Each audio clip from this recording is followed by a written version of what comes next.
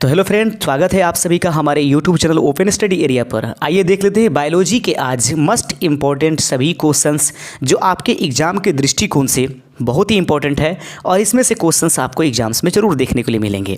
तो दोस्तों बिना समय देर किए हुए और हम प्रश्नों की तरफ भागते चलते हैं। आप आंसर जो है खटाखट देने की कोशिश कीजिएगा, अगर पता होगा तो, नहीं तो वेट कीजिए। निम्नलिखित में से किस जंतु में अमरत्व का गुण पाया जाता है? वह कौन सा इसमें से जंतु है जिसमें अमरत्व का गुण पाया जाता है? अमीबा, हाइड्रा, एस्केस्टिस और या जोंक? सही बात है, अमीबा अमरत्व के गुण वाला होता है। ये अपने द्विखंडन विभाजन की वजह से बार बार अपने शरीर को तोड़ करके या बहुखंडन विजय से लगातार अपनी संख्या को बनाए रखता है, अपनी संतति को बनाए रखता है। ये मतलब अमरत्व के रूप में पाया जाता है। अगला क्वेश्चन आपके सामने है, प्रश्न आपके सामने है। प्रश्न कहता है कि पौधों और जंतुओं के बीच योजक का रूप में जाना जाता है। पौधे और जंतुओं के बीच में योजक कड़ी के रूप में निम्नलिखित में से किसको जानते हैं? पौधे और जंतुओं के बीच में योजक कड़ी के रूप में किसको जानते हैं? दूसरे का सही आंसर ऑप्शन नंबर बी हो जाएगा, यूग्लिना को जो है इस रूप में जानते हैं। अगला प्रश्न देख लेते हैं। तीसरे नंबर क्वेश्चंस आपके सामने हैं। प्रश्न कहता है, ध्यान से देखिएगा, निम्नलिखित में से कौन एक वास्तविक मछली है? निम्नलिखित में से कौन एक वास्तविक मछली है? राइट आंसर है option number C, flying fish को हम लोग एक वास्तविक मछली के रूप में जानते हैं। अगला क्वेश्चन है, शीत रक्त प्राणी निम्नलिखित में से कौन सा है? शीत रक्तीय प्राणी निम्नलिखित में से कौन सा है? राइट आंसर है सर्प, मेढक और छिपकली, अर्थात चौथे का ऑप्शन नंबर डी हो जाएगा। ये सभी के सभी शीत रक्तीय प्राणी है। आगे बढ़ते चलते हैं। अगला नंबर क्वेश्चन 5वां नंबर आपके पास है। प्रश्न कहता है कि विश्व में जंतुओं का सबसे बड़ा संघ कौन सा है? विश्व में जंतुओं का सबसे बड़ा संघ निम्नलिखित में से कौन सा है? 5वें का ऑप्शन नंबर डी हो जाएगा, आर्थ्रोपोडा।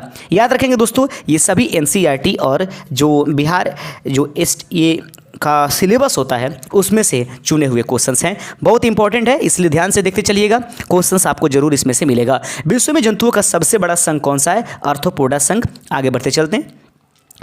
एम्फीबिया वर्ग के जंतु देखेंगे, क्वेश्चंस आपके सामने हैं। एम्फीबिया वर्ग के जंतु हैं। प्रश्न है कि 6ठा नंबर कि एम्फीबिया वर्ग के जंतु निम्नलिखित में से कौन सा है? सही आंसर है ऑप्शन नंबर बी, जल एवं थल में पाए जाते हैं। एम्फीबिया वर्ग के जंतु जल एवं थल दोनों में पाए जाते हैं। ऑप्शन नंबर बी इसका सही आंसर है। आगे बढ़ते चलते हैं। 6ठे के बाद 7वां नंबर क्वेश्चन आपके सामने हम आपके स्क्रीन पर उपलब्ध करा देते हैं। दोस्तों यहाँ पर देखेंगे 7वां नंबर क्वेश्चन है कि निम्नलिखित में से नियत तापी प्राणी कौन सा है? निम्नलिखित में से कौन नियत तापी प्राणी के नाम से जाना जाता है? 7वें का ऑप्शन नंबर बी हो जाएगा, इसको नियत तापी प्राणी के नाम से जाना जाता है। सॉरी, एक बात याद रखना, थोड़ा सा मिस्टेक हो गया है, 1 मिनट ध्यान रखिएगा। निम्नलिखित में से नियत तापी प्राणी निम्नलिखित में से कौन सा है? तो सही आंसर है डी, यानी कि चमगादड़ जो है यह एक नियत तापी प्राणी है। आगे क्वेश्चन है, डायनासोर थे। डायनासोर निम्नलिखित में से क्या थे? सीनोजोइक सरीसृप थे, मोसोजोइक पक्षी थे, उसके बाद पैलियोजोइक एम्फीबिया या मेसोजोइक सरीसृप थे। सही आंसर है 8वें का ऑप्शन नंबर डी, ये मेसोजोइक सरीसृप हैं। तो याद रखें, डायनासोर एक प्रकार के मेसोजोइक सरीसृप हैं। अगला क्वेश्चन है, विषैले सर्पों में 20 ग्रंथियां परिवर्तित रहती है। विषैले सर्पों में 20 ग्रंथियां परिवर्तित रहती है। 9वें का सही आंसर ऑप्शन नंबर बी हो जाएगा, लार ग्रंथि। विषैले सर्पों में 20 ग्रंथियां परिवर्तित रहती हैं लार ग्रंथि में।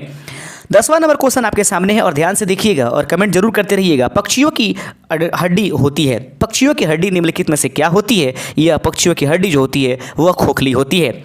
ऐसे प्रश्न आपको एग्जाम्स में जरूर देखने के लिए मिलेंगे। बायोलॉजी से संबंधित ऐसे क्वेश्चंस अगर आपके पास पड़ गए तो आप वहाँ पर अवैक रह जाइएगा, इसलिए जरूर इस वीडियो को अंत तक देखते चलिएगा। सबसे बड़ा उड़ने में असमर्थ पक्षी जो तेज गति से दौड़ सकता है निम्नलिखित में से कौन सा है? 11 का सही आंसर है ऑस्ट्रिच, जिसको हम लोग शुतुरमुर्ग के नाम से जानते हैं। सबसे विशाल जीवित स्तनी जीव कौन सा है? तो सबसे विशाल जीवित स्तनी कौन सा है? सही आंसर होगा 12 का ऑप्शन नंबर सी, नीली व्हेल को सबसे विशाल जीवित स्तन जीव कहा जाता है। स्तनियों के हृदय में, प्रश्न है कि स्तनियों के हृदय में कितने कक्ष होते हैं? 13 का सही आंसर होगा ऑप्शन नंबर सी, स्तनियों के हृदय में कितने कक्ष होते हैं? ऑप्शन नंबर सी इसका सही आंसर हो जाएगा। आगे क्वेश्चन है, स्तनधारी वर्ग के किस जंतु में रक्त का तापमापी सर्वाधिक पाया जाता है? स्तनधारी वर्ग के किस जंतु में रक्त का तापमान सर्वाधिक पाया जाता है? देखेंगे स्तनियों के हृदय में कितने होंगे? 4, इसका सही आंसर बताया गया। तो 14 का कितना बताए थे हम? 14 का सॉरी 13 नंबर क्वेश्चन का सही बताए थे, हाँ जी बिल्कुल सी बताए थे।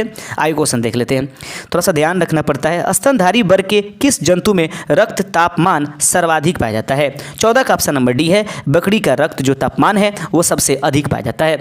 डॉल्फिन पूछा गया है प्रश्न 15 नंबर कि डॉल्फिन किस वर्ग का उदाहरण है? तो सही है स्तनधारी या स्तनपाई, यहाँ पर आप कर लेंगे। डॉल्फिन किस वर्ग का उदाहरण है? तो स्तनपाई।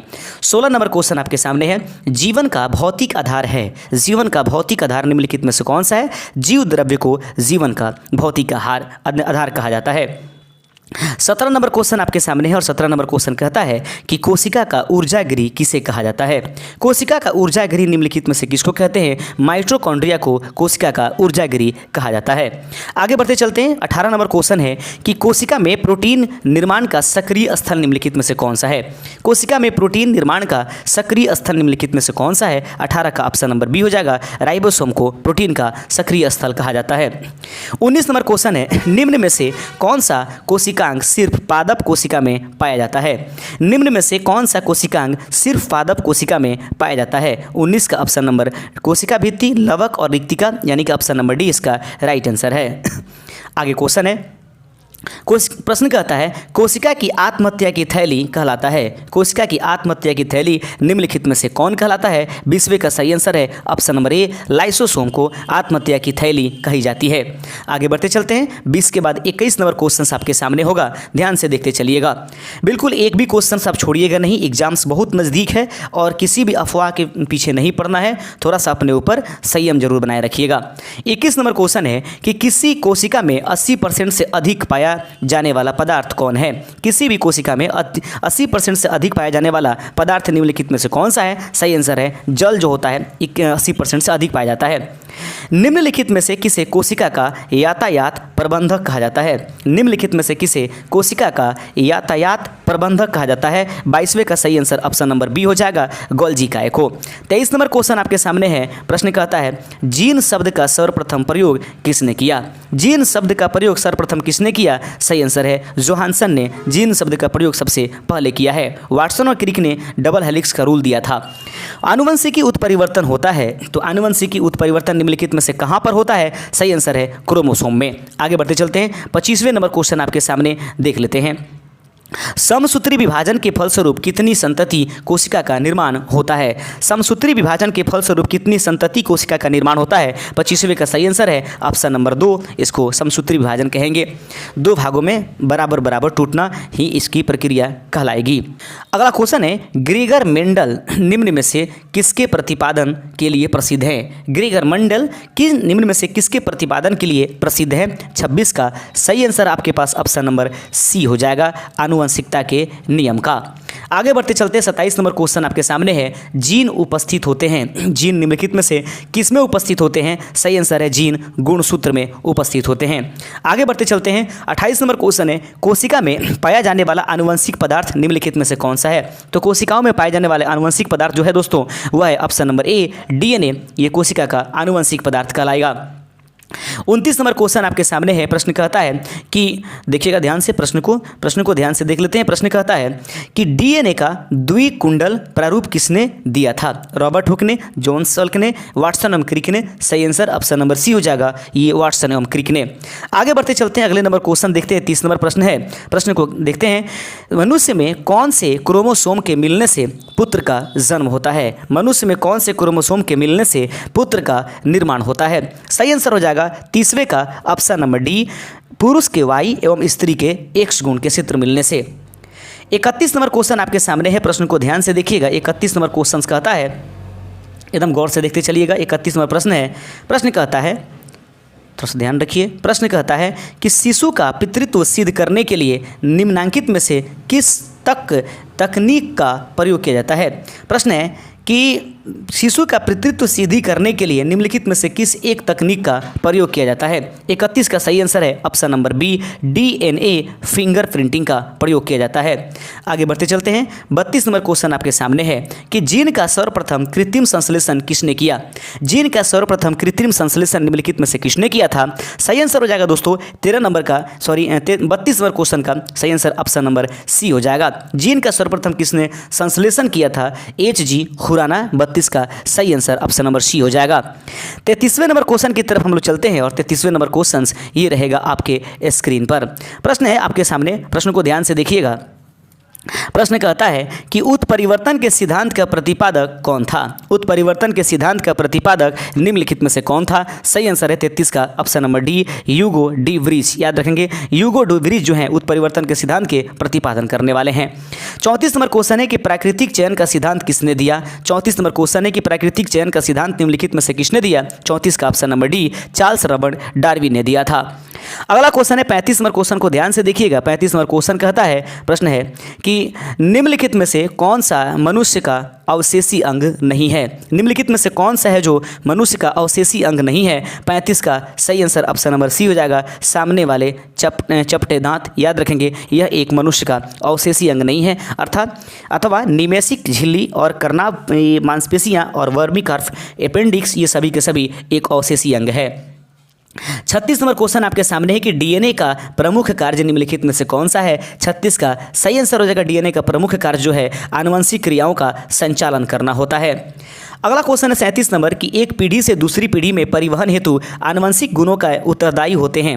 एक पीढ़ी से दूसरी पीढ़ी में परिवहन हेतु आनुवंशिक गुणों के उत्तरदायी निम्नलिखित में से कौन से हैं? 37 का ऑप्शन नंबर बी हो जाएगा, क्रोमोसोम इसका राइट आंसर है।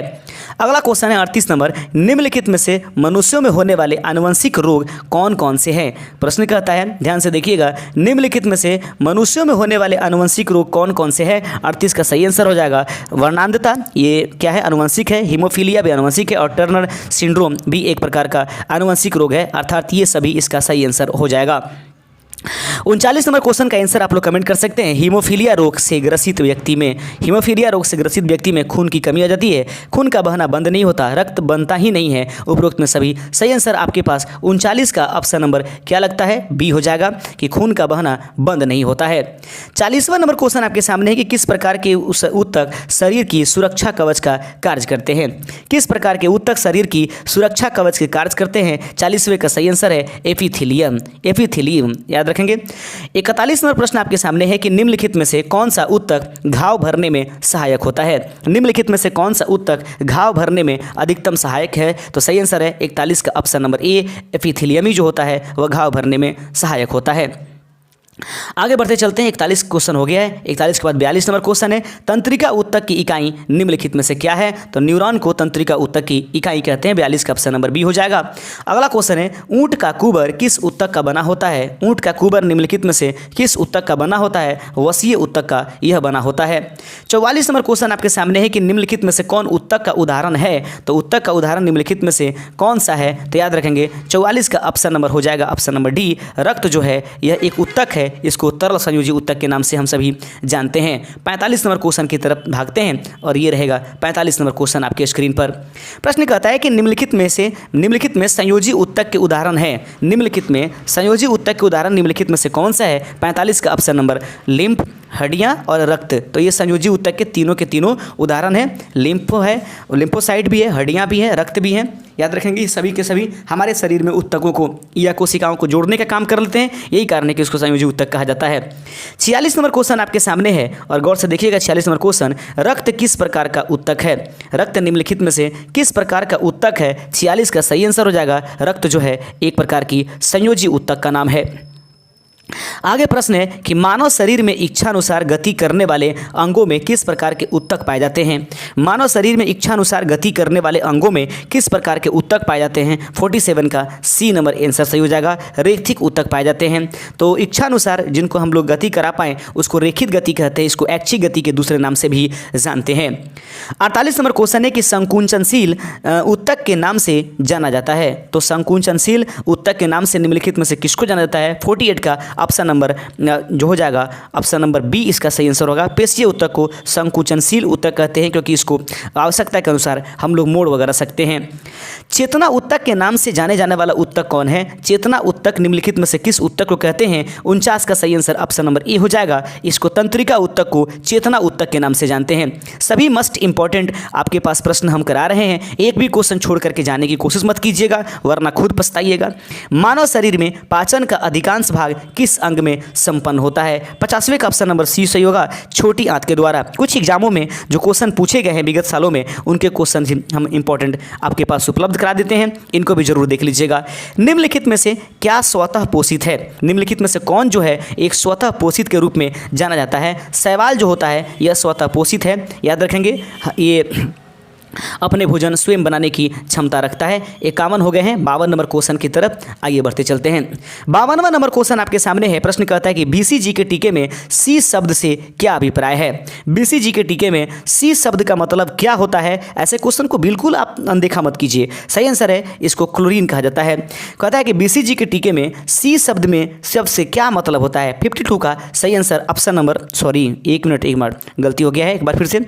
बीसीजी के टीके में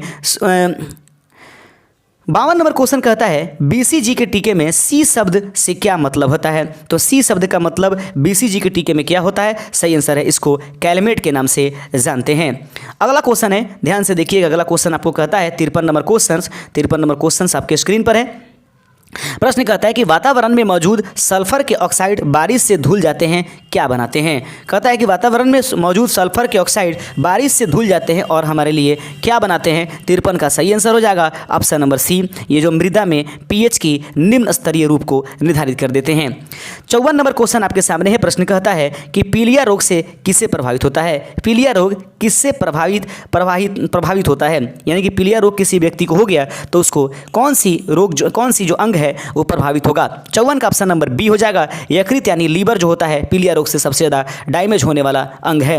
आगे बढ़ते चलते हैं। अगला क्वेश्चन है कि कोलेस्ट्रॉल किसमें नहीं होता? कोलेस्ट्रॉल निम्नलिखित में से किसमें नहीं होता? 55 का ऑप्शन नंबर ए हो जाएगा। यह ग्राउंड नट ऑयल में। कोलेस्ट्रॉल किसमें नहीं होता है? तो ग्राउंड नट ऑयल में कोलेस्ट्रॉल नहीं पाया जाता है। ऑप्शन नंबर ए इसका सही आंसर हो जाएगा। 56 नंबर क्वेश्चन कहता है कि एंजाइम की गतिविधि किसके परिवर्तन से नियंत्रित हो सकती है? एंजाइम की गतिविधि किसके परिवर्तन से नियंत्रित हो सकती है? 56 का सही आंसर है पीएच। याद रहे, एंजाइम की गतिविधि किसके परिवर्तन से नियंत्रित हो सकती है? पीएच के। आगे देखेंगे। 57 नंबर क्वेश्चन है कि प्रोटीन किससे पचते हैं? प्रोटीन निम्नलिखित में से किससे पाचित होते हैं? तो सही आंसर है प्रोटीन जो है प्रोटीएस से पाचित होते हैं। आगे बढ़ते चलते हैं। 57 के बाद 58 नंबर क्वेश्चन देखेंगे। ज़्यादा क्वेश्चन नहीं है, 62 से 63 क्वेश्चन होंगे। 58 नंबर क्वेश्चन यहाँ पर उपस्थित है। इटाई रोग किसके द्वारा होने वाली विषाक्तता के कारण होता है?